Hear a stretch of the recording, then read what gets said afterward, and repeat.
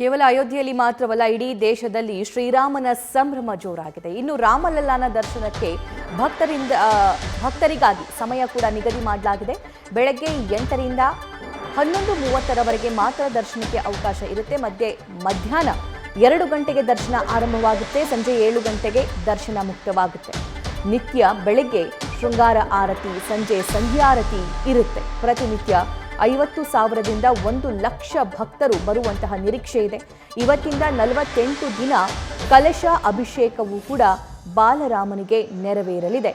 So ಯಾವ್ಯಾವ timings ಇರುತ್ತೆ, ಯಾವ ಟೈಮಲ್ಲಿ ನಾವು ರಾಮನ ದರ್ಶನ ಪಡಿಬಹುದು ಅನ್ನುವಂತಹ ಒಂದಿಷ್ಟು ಪ್ರಶ್ನೆ, ಒಂದಿಷ್ಟು ಕ್ಯೂರಿಯಾಸಿಟಿ ಭಕ್ತರಲ್ಲಿ ಇದ್ದೇ ಇತ್ತು. ಸೊ ಆ ಎಲ್ಲ ಪ್ರಶ್ನೆಗಳಿಗೆ ಉತ್ತರ ನ್ಯೂಸ್ ಫಸ್ಟ್ ನೀಡ್ತಾ ಇದೆ. ಬೆಳಗ್ಗೆ 8ರಿಂದ ಬೆಳಗ್ಗೆ 11:30ರವರೆಗೆ ಬೆಳಗ್ಗೆಯ ದರ್ಶನಕ್ಕೆ ಅವಕಾಶ ಇರುತ್ತೆ. ಮಧ್ಯಾಹ್ನದ ಮೇಲೆ ನಾವು ದರ್ಶನಕ್ಕೆ ಹೋಗಬೇಕು ಅಂತಂದರೆ ಮಧ್ಯಾಹ್ನ 2 ಗಂಟೆಯಿಂದ ಸಂಜೆ 7 ಗಂಟೆವರೆಗೆ ಭಕ್ತರಿಗೆ ದರ್ಶನಕ್ಕೆ ಅವಕಾಶವನ್ನು ಕಲ್ಪಿಸಲಾಗುತ್ತೆ. ದೃಶ್ಯದಲ್ಲಿ ಗಮನಿಸಬಹುದು, ಬಿಹಾರದಿಂದ ಬಂದಿದ್ದಾರೆ ಜನ, ಮಧ್ಯಪ್ರದೇಶದಿಂದ ಬಂದಿದ್ದಾರೆ, ಜಮ್ಮು ಕಾಶ್ಮೀರದಿಂದ ಬಂದಿದ್ದಾರೆ, ಬೇರೆ ಬೇರೆ ಭಾಗದಿಂದ ಲಕ್ಷಾಂತರ ಸಂಖ್ಯೆಯಲ್ಲಿ ಜನ ರಾಮನ ದರ್ಶನ ಪಡಿಬೇಕು ಅಂತ ಹೇಳಿ ಬಂದಿದ್ದಾರೆ. माँ मेरे सर पर हाथ रखो, हम कुशल सहित घर आएंगे। माँ भाग्य ही सब कुछ होता है, माँ कर्म ही सब कुछ होता है। माँ बाप के कर्मों का बदला बेटे को जाकर मिलता है। मेरी माँ बता दे मेरा कसूर, मेरा कसूर, मेरा कसूर। माँ मैं तेरा सेवक हूँ और सिया तुम्हारी दासी है। भरत तुम्हारा राजा हो, मुझे 14 बरस बनवासी है। माँ मैं तेरा सेवक हूँ और सिया तुम्हारी दासी है। जय श्री राम, जय श्री राम।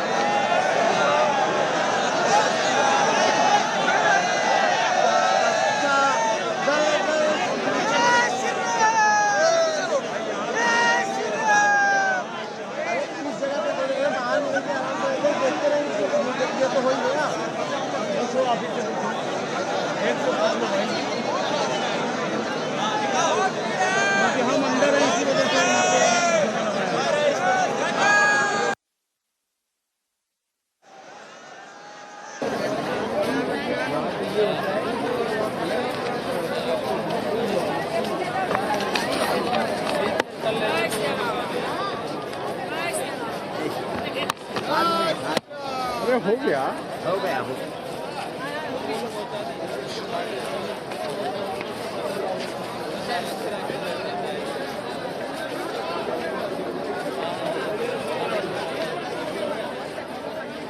ರಾಮನ ದರ್ಶನ ಪಡೆಯೋಕ್ಕೋಸ್ಕರ ಪುಟ್ಟ ಮಕ್ಕಳು, ವೃದ್ಧರು, ಮಹಿಳೆಯರು, ಯುವಕರು, ಯುವತಿಯರು ಸಾಲುಗಟ್ಟಿ ನಿಂತಿರುವಂಥ ದೃಶ್ಯವನ್ನ ಗಮನಿಸ್ತಾ ಇದ್ದೀರಾ. ಇನ್ನು ಈ ಟೈಮಿಂಗ್ಸ್ ಕೂಡ ನಿಗದಿಪಡಿಸಲಾಗಿದೆ. ಈ ಬಗ್ಗೆ ಮತ್ತಷ್ಟು ಮಾಹಿತಿ ವಿಷ್ಣು ಪ್ರಸಾದ್ ನೀಡ್ತಾರೆ. ವಿಷ್ಣು, ರಾಮನ ದರ್ಶನ ಪಡೆಯೋಕ್ಕೋಸ್ಕರ ಸಮಯ ಕೂಡ ನಿಗದಿಪಡಿಸಿದ್ದಾರೆ. ಆದರೆ ಭಕ್ತರ ಸಂಖ್ಯೆ ತುಂಬಾನೇ ಜಾಸ್ತಿ ಇದೆ. ಈ ಕ್ರೌಡ್ನ ಹೇಗೆ ಮ್ಯಾನೇಜ್ ಮಾಡಲಾಗುತ್ತೆ? ಟೈಮಿಂಗ್ಸ್ ಬಗ್ಗೆ ಡೀಟೇಲ್ಸ್ ನೀಡ್ತಾ ಹೋಗೋದಾದ್ರೆ.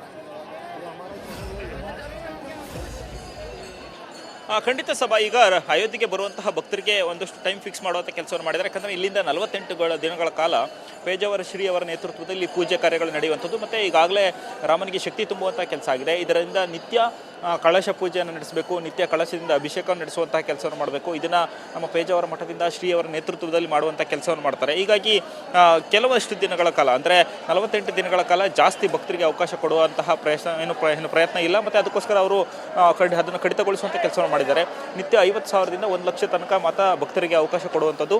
ಮತ್ತು ಟೈಮಿಂಗ್ಸ್ ಬಗ್ಗೆ ನೋಡೋದಾದರೆ ಈಗ ಬೆಳಗ್ಗೆ 8 ಗಂಟೆಯಿಂದ 11:30ವರೆಗೆ ಅವಕಾಶ ಇರುವಂಥದ್ದು ಮತ್ತು ಮಧ್ಯಾಹ್ನ 3ರಿಂದ ಸಂಜೆ 7 ಗಂಟೆ ತನಕ ಅವಕಾಶ ಕೊಡುವಂಥ ಕೆಲಸವನ್ನು ಮಾಡಿದ್ದಾರೆ. ಇದಕ್ಕೋಸ್ಕರ ಇನ್ನು ಭದ್ರತೆಯ ವಿಚಾರಕ್ಕೆ ಬರೋದಾದರೂ ಕೂಡ ಇಷ್ಟೇ ಟೈಮ್ನ ಇಷ್ಟೇ ಜನರು ಬಿಡಬೇಕು ಅನ್ನೋ ಒಂದು ಪ್ಲಾನ್ ಇರುವಂಥದ್ದು. ಆದರೆ ಇವತ್ತಿನ ದಿನ ನಾವು ನೋಡ್ತಾ ಹೋದಂಥ ವೇಳೆಯಲ್ಲಿ ತುಂಬಾ ಜನ ತುಂಬಿ ತುಳುಕ್ತಾ ಇರುವಂಥದ್ದು. ನಾವು ಈಗ ಮೇನ್ ಗೇಟ್ ಏನಿದೆ ಅಲ್ಲಿಂದಂತಹ ನಾವು ನೋಡ್ತಾ ಹೋಗ್ಬೋದು, ಸುಮಾರು ಅರ್ಧ ಕಿಲೋಮೀಟರಷ್ಟು ಕ್ಯೂ ನಿಲ್ಲುವಂತಹ ಪರಿಸ್ಥಿತಿ ಇದೆ. ಮತ್ತು ಬರುವಂತಹ ಭಕ್ತರೆಲ್ಲರೂ ಕೂಡ ಇವತ್ತೇ ದರ್ಶನ ಮಾಡಬೇಕು ಅಂತೇಳಿ ಮುಂದಾಗ್ತಿರುವಂಥ ಹಿನ್ನೆಲೆಯಲ್ಲಿ ಸ್ವಲ್ಪ ಗಜಿಬಿಜಿ ಆಗುವಂಥ ಸಾಧ್ಯತೆಗಳಿದೆ. ಇನ್ನು ಪೂಜೆ ವಿಚಾರಕ್ಕೆ ಬರೋದಾದರೆ ಇದು ಪೇಜಾವರ ಶ್ರೀಗಳಿಂದಲೇ ನಿತ್ಯ ಪೂಜೆ ನಡೆಯುವಂಥದ್ದು. ಮಾರ್ನಿಂಗ್ ಶೃಂಗಾರಾರತಿ ನಡೆಯುತ್ತೆ ಮತ್ತು ಸಂಜೆಗೆ ಆರತಿ ನಡೆಸುವಂತಹ ಕೆಲಸವನ್ನು ಮಾಡ್ತಾರೆ. ಬೆಳಗ್ಗೆ 8 ಗಂಟೆಯಿಂದಲೇ ಅಂದರೆ 6 ಗಂಟೆಯಿಂದಲೇ ಪೂಜೆ ಆರಂಭ ಆಗಿ 8 ಗಂಟೆಗೆ ಸಾರ್ವಜನಿಕ ದರ್ಶನಕ್ಕೆ ಅವಕಾಶ ಕೊಡುವಂಥದ್ದು. ಅದಾದ ನಂತರ ಸಂಜೆಗೆ ಪುನಃ 7 ಗಂಟೆ ತನಕ ದರ್ಶನ ಕೊಟ್ಟು ಅದಾದ ಬಳಿಕ ಸಂಧ್ಯಾರಾರತಿ ಮಾಡಿಸಿ ಮುಗಿಸುವಂಥ ಕೆಲಸವನ್ನು ಮಾಡ್ತಾರೆ. ಇನ್ನು ಇವ್ರನ್ನ ಕಂಟ್ರೋಲ್ ಮಾಡೋದಕ್ಕೆ ನಾವು ನೋಡ್ತಾ ಹೋಗ್ಬೋದು, ಈ ಭಾಗದಲ್ಲಿ ಪೊಲೀಸರು ಈಗ ಜನರು ಬಂದಂತಹ ಹಿನ್ನೆಲೆಯಲ್ಲಿ ಪೊಲೀಸರು ಕೂಡ ಈಗ ದೌಡಾಯಿಸಿರುವಂಥದ್ದು. ಯಾಕಂತಂದರೆ ಇಷ್ಟು ಜನ ಬಂದಂಥ ಸಂದರ್ಭದಲ್ಲಿ ಒಳಗಡೆ ಏಕಾಏಕಿ ನುಗ್ಗಿದ್ರೆ ದೇವಸ್ಥಾನದ ಪರಿಸ್ಥಿತಿ ಏನು ಅನ್ಕೋದು. ಯಾಕಂತಂದರೆ ಇದೊಂದೇ ಅಲ್ಲ, ನಾವು ನೋಡ್ಬೋದು, ಇದು ಕೇವಲ ಇದು ಒಂದು ಗೇಟ್, ಫಸ್ಟ್ ಗೇಟು. ಇದನ್ನು ಬಿಟ್ಟರೆ ಮತ್ತೆ 2 ಗೇಟ್ಗಳನ್ನು ದಾಟಿ ಜನ ಒಳಗಡೆ ಹೋಗಬೇಕು. ಒಳಗಡೆ ಹೋಗುವಂತಹ ಸಂದರ್ಭದಲ್ಲಿ ಎಲ್ಲರದ್ದು ಕೂಡ ಏನೋ ಆಧಾರ್ ಕಾರ್ಡ್ ತೋರಿಸುವಂತಹ ಪ್ರಸಂಗ ಮುಂದಿನ ದಿನಗಳಲ್ಲಿ ಇರುತ್ತೆ. ಆದರೆ ಸದ್ಯಕ್ಕೆ ಇವತ್ತು ಜನರಲ್ ಆಗಿರುವಂಥದ್ದು ನಾವು ಒಟ್ಟಿಗೆ ಈ ಒಂದು ದೇವಸ್ಥಾನಕ್ಕೆ ಅರ್ಚಕ ಬರುವಂಥ ಭಕ್ತರೇನಿದ್ದಾರೆ ಅವರಿಗೆ ಟೈಮಿಂಗ್ಸ್ ಅಂತ ಫಿಕ್ಸ್ ಇದೆ. ಸಂಜೆ 7 ಗಂಟೆ ಕ್ಲೋಸ್ ಆಗುತ್ತೆ, ಮಧ್ಯಾಹ್ನ 2 ಗಂಟೆಗಳ ಕಾಲ ಗ್ಯಾಪ್ ಕೂಡ ಇರುವಂಥದ್ದು. Sabha, thank you Vishnu. News first ನಿರ್ಭೀತಿಯಿಂದ ನಿಮ್ಮ ಪರವಾಗಿ.